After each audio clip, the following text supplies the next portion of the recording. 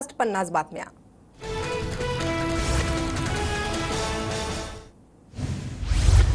एनडीएची आज दुपारी 4 वाजता बैठक। पंतप्रधान नरेंद्र मोदी यांच्या निवासस्थानी होणाऱ्या बैठकीला एनडीएचे सर्व घटक पक्ष उपस्थित राहणार। मुख्यमंत्री एकनाथ शिंदेही हजेरी लावणार। आज संध्याकाळी इंडिया आघाडीची दिल्लीत बैठक। मल्लिकार्जुन खरगे यांच्या घरी पार पडणार बैठक। 291 जागांवर भाजपला जनतेचा कौल। मोदी सरकारचा शपथविधी 9 जूनला होण्याची शक्यता। सूत्रांची माहिती। नितीश कुमार आणि तेजस्वी यादव दिल्लीला एकाच विमानाने जाणार। नितीश कुमार एनडीए तर तेजस्वी यादव इंडिया आघाडीच्या बैठकीत जाणार। भाजपच्या वरिष्ठ नेत्यांची मित्रपक्षांशी चर्चा।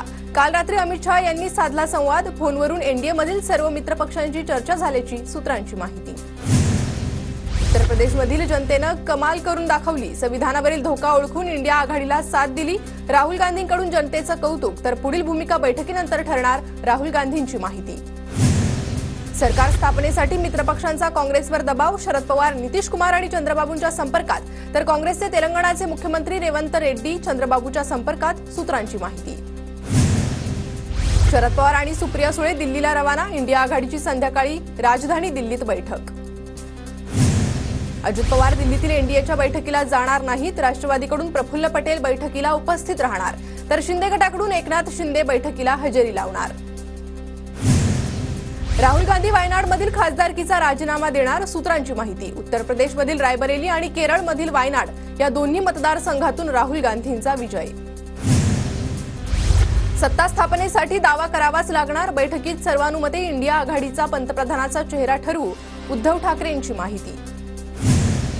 केंद्रात सरकार स्थापन करण्याचा आमचा फॉर्म्युला तयार तर इंडिया आघाडीतच राहणार हे विशाल पाटलांनीच जाहीर केलंय। काँग्रेस नेते नाना पटोलेंचं मोठं वक्तव्य। रत्नागिरी सिंधुदुर्गात भाजपच्या उमेदवाराला पाडायचा प्रयत्न झाला। ज्यांनी दगाफटका दिला त्याचा प्रत्यय आणून दिला जाईल। विजयानंतर नारायण राणेंचं मोठं वक्तव्य। लोकसभा निवडणुकीत देशात 543 जागांपैकी 291 जागांवर एनडीएची बाजी तर इंडिया आघाडीला 234 जागा। जेवढ्या जागा विरोधकांनी मिळून जिंकल्या तेवढ्या एकट्या भाजपनेच जिंकल्यात। नरेंद्र मोदींचा विरोधकांवर हल्लाबोल। महाराष्ट्रात महाविकास आघाडीचं पारडं जड। 30 जागांसह जनतेची महाविकास आघाडीला पसंती तर महायुतीला 17 जागांवरच समाधान मानावं लागलं।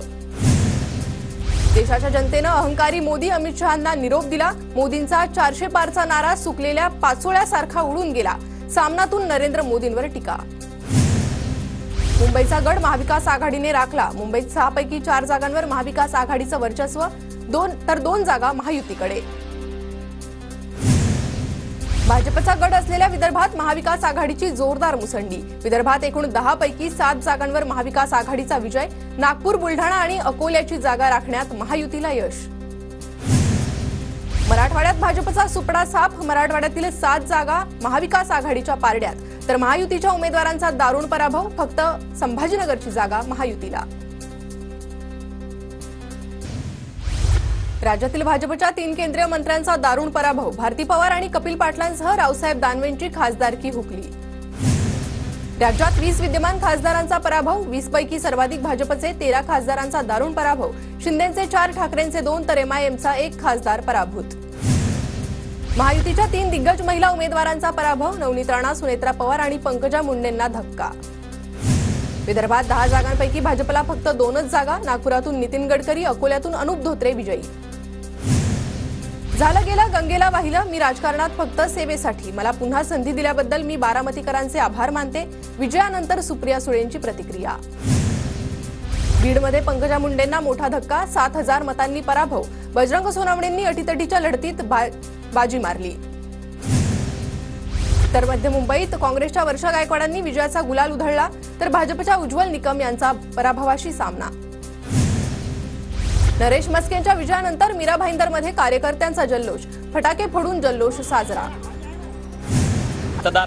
70,000हून अधिक मुंबईकरांचं नोटाला मतदान। राजकीय पक्षांमधील फूट, नेत्यांचे बंड, सत्तेसाठी जुळलेली अनपेक्षित समीकरणांची जनतेला वीट।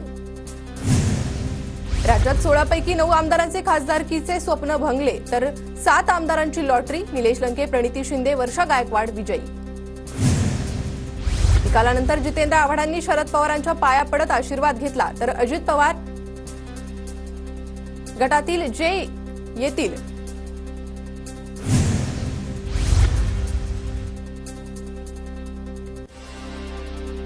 सोलापूर-धुळे मार्गावर बजरंग सोनवणेंच्या ताफ्यातील गाडीचा अपघात. सोनवणेंना कुठलीही दुखापत नाही. 2 जण किरकोळ जखमी. जरांगेंच्या भेटीनंतर अंतरवाली सराटीहून बीडकडे परतताना अपघात. पुणे शहरात वृक्षतोड थांबवण्यासाठी कठोर निर्बंध घाला. वृक्षतोडीवर कायद्याची तरतूद करण्याची पर्यावरण तज्ज्ञांची मागणी. मान्सून गुरुवारपर्यंत पुण्यात दाखल होणार. हवामान विभागाची माहिती. त्याआधी पुण्याच्या काही भागात मान्सूनपूर्व पावसाची हजेरी. पुण्यातील मुसळधार पावसामुळे रस्त्यांवर पाणी. साचलेल्या पाण्यातून वाट काढताना दुचाकीसह मुलगाही वाहून जातानाचा व्हिडिओ व्हायरल. पुणे-सातारा रस्त्यावरली घटना. पावसामुळे पुण्याहून 5 विमानांची उड्डाणं लांबली. देहरादून, लखनौ, दिल्ली, बंगळुरूला जाणाऱ्या विमानांचा समावेश. प्रवाशांचे नियोजन कोलमडले. मुंबईत पावसाची हजेरी. बोरिवली, मालाड, गोरेगाव, दहिसरमध्ये सकाळपासून पाऊस. नागरिकांना उष्णतेपासून काहीसा दिलासा. बिघाडानंतर पश्चिम रेल्वेला 12 एसी लोकल फेऱ्या रद्द. एसी लोकलच्या ऐवजी धावल्या सामान्य लोकल. वातानुकूलित लोकल पास धारकांना मनस्ताप. डोंबिवलीत देखभाल दुरुस्तीच्या कामामुळे उद्या पाणी पुरवठा बंद. सकाळी 8 ते सायंकाळी 6 वाजेपर्यंत पाणी बंद राहणार. नागरिकांना पाणी जपून वापरण्याचं आवाहन. नवी मुंबईच्या एपीएमसी बाजारात जांभूळ हंगाम सुरू. मात्र यंदा बाजारात जांभळाची आवक कमीच. समृद्धी महामार्गावर पुन्हा अपघात. चालकाचं नियंत्रण सुटल्यानं बसची साईड रेलिंगला धडक. अपघातात 6 प्रवासी जखमी. पुणे अपघात प्रकरण. अल्पवयीन आरोपीची कोठडी आज संपणार. पुणे पोलीस आरोपीची कोठडी वाढवून मागणार. पुणे अपघात प्रकरणात अल्पवयीन आरोपीला मदत करणाऱ्या दोघांना अटक. पुरावे नष्ट करण्यासाठी अल्पवयीन मुलाऐवजी आईचं रक्त घेतल्याचा आरोप. वैद्यकीय पदवी अभ्यासक्रमासाठीचा नीट यूजीचा निकाल जाहीर. देशातील 67 विद्यार्थ्यांनी मिळवली पहिली रँक. 10वीच्या गुणपत्रिकेचं 11 जूनपासून वाटप होणार. राज्य शिक्षण मंडळाची माहिती. 27 मेला ऑनलाईन निकाल जाहीर. शिक्षक पदवीधर निवडणूक मतदान वेळेत वाढ. सकाळी 7 ते सायंकाळी 6 पर्यंत मतदान करता येणार. 26 जूनला मतदान पार पडणार. स्पेक्ट्रम लिलाव 25 जूनपर्यंत लांबणीवर.